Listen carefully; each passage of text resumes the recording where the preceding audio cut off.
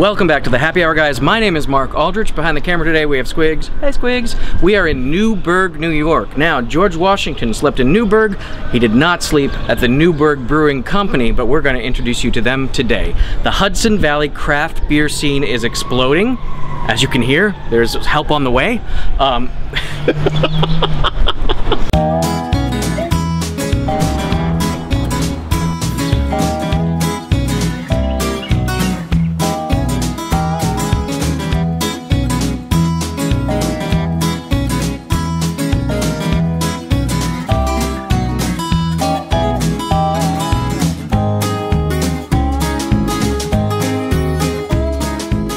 This is my happy face. This is what has caused my happy face. So here we are, Newburgh Brewing Company. Why don't you introduce yourselves and your titles? Hi, I'm Chris Basso. I'm the brewmaster here at Newburgh Brewing Company. And I'm Paul Haleko. I am the president of Newburgh Brewing Company. Sort of the philosophy that seems to have developed around Newburgh is one of, you've taken an old building, you've revitalized it, which I think we've seen happen around the country with breweries, not only with the building itself, but the surrounding neighborhood that gets a lift from the brewery as well. Yeah. So the building was built around 1860. It was originally a steam engine factory. Sold around 1920 to Newburgh Paper Box Company.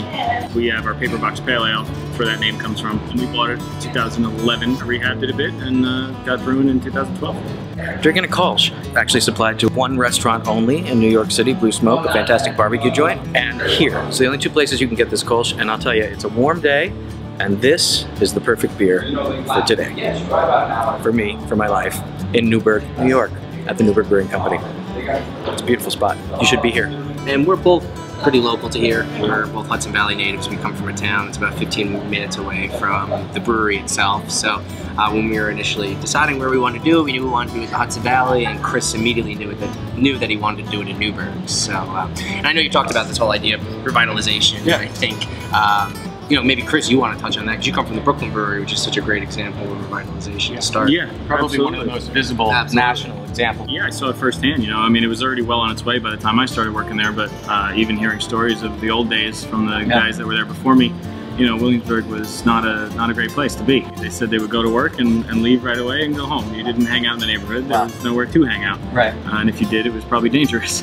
So, Newburgh has its struggles as well, and I think hopefully we can be a part of, and already in our 2 years, I think we're seeing it. More people moving in, fixing up old houses, similar to how we fixed up the old warehouse, taking back Newburgh to be a real nice community again. Nothing pleases us, or I think delights us more than we hear people talking about our brewery as our. When they say our, that's an awesome thing to hear. It's like, oh, that's our brewery, and you're like, oh, that's really cool to hear, just because they consider it part of their community. And we've only been here for 2 years, but I think a lot of our normal customers who come and visit all the time or drink our beer in and around the area will say that it feels like we've been around forever, which is really cool too.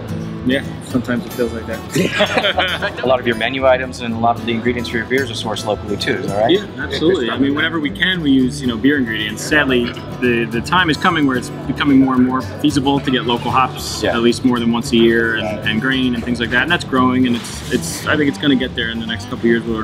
We'll really be able to start using more of that. But mostly, local beer is.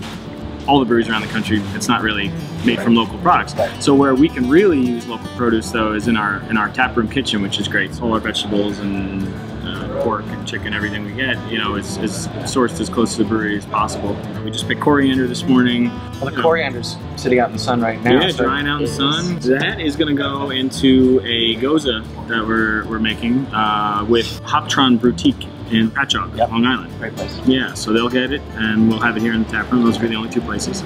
We decided to do a little fun beer with them, and it's going to have a couple twists as well. It's not your standard goza. Who would have ever believed that we could even say something like it's not your standard goza? Yeah, I know, right? A couple of years ago, people would be like, "Oh, what? What's a goza?" Yeah, now. Is that in Ghostbusters? Right. Yeah. Jimmy here.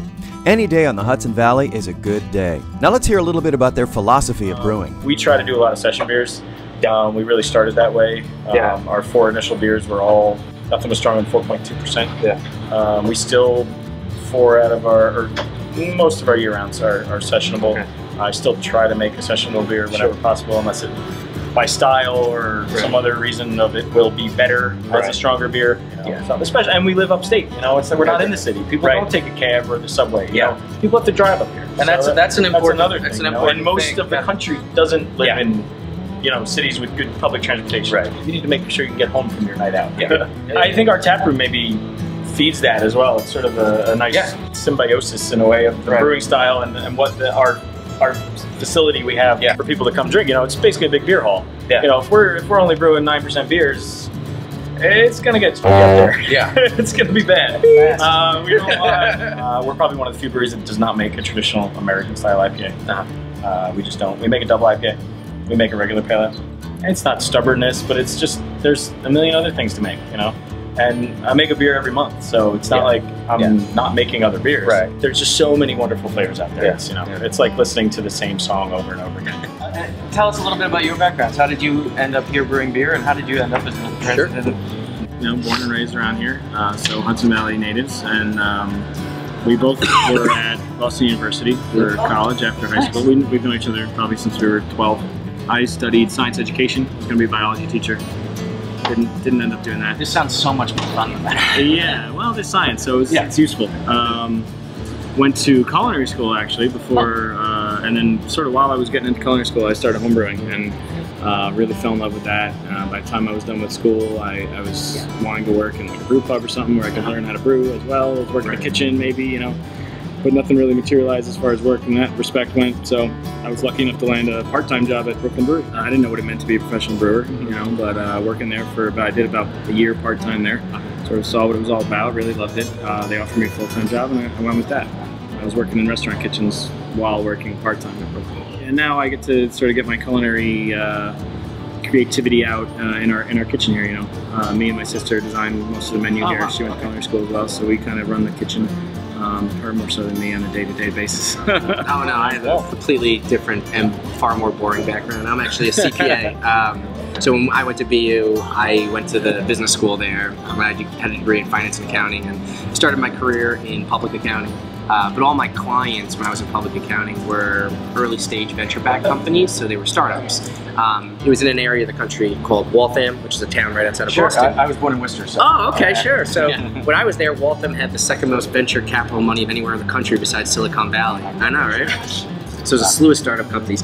So I definitely fell in love with the startup company environment doing that. And then from there, I actually lived in Germany for about a year and a half, and that's really where I fell in love with great beer. I lived in Newburgh. So I came back and I had gone into more of a standard Wall Street job at JP Morgan, and but I kind of knew that wasn't my future, not exactly what I really wanted to do. And Chris asked me if I'd want to do this. Yeah. So. The Hudson Valley right now is sort of a hotbed of culinary arts and brewing, and you know the two of them coming together in a really amazing way. Why do you think that's happening here now?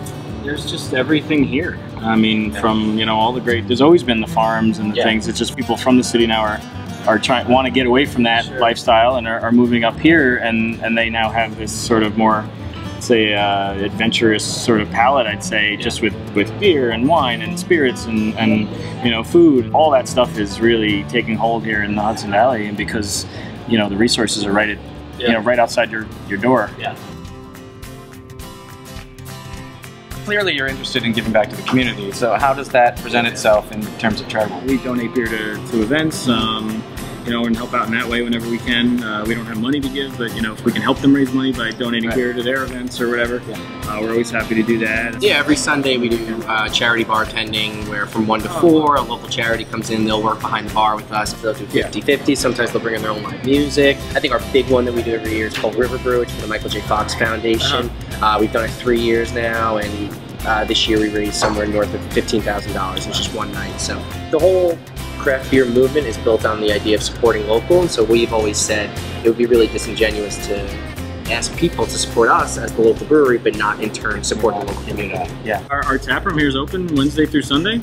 Hours are on the website, newburghbrewing.com. Right. Got great local food, 12 beers on tap. Friday, Saturdays, live music. Trivia night on Wednesday is a lot of fun. Our host here, Paul, does a great job, and yeah, it's a fun time. Hudson Valley is becoming a real true beer destination, whether it's here by us, or I guess that would be a little arrogant to say, but you know, whatever. Really good beer. Captain Lawrence, Peekskill, Rushing Duck, Sloop Brewing. Now you have Millhouse Brewing up in Poughkeepsie. Keegan Ales would be like the grandfather of us. You know, they were the first in the area. You know, they've been around for 10 years, so it's a good time if you're into craft beer, not just in the valley, but in the entire state of New York. Like the weekend. So there you have it, Hudson Valley Craft Beer destination. We wouldn't have been saying that just a few years ago, but thanks to folks like this, things are changing. They've changed. Oh, cheers, cheers, guys. Squigs! Well done behind the Squigs! Man behind the camera. Selfie, bro. Here we go. I don't know what that was. That was just kind of creepy.